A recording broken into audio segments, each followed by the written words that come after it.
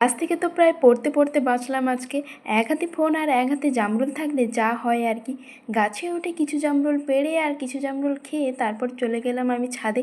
আজকে এখানে না বৃষ্টি না রোদ, সারাদিন মেঘ করে আছে। আমাদের বাড়ির সামনে এইরকম খোলা মাঠ।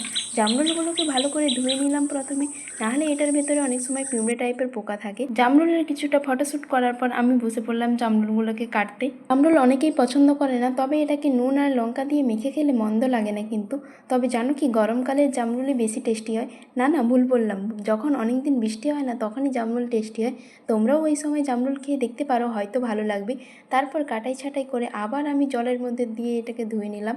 এটার অনেক কিছু উপকারিতাও আছে। স্কিন হাইড্রেট রাখতে সাহায্য করে, ডাইজেশনে সাহায্য করে।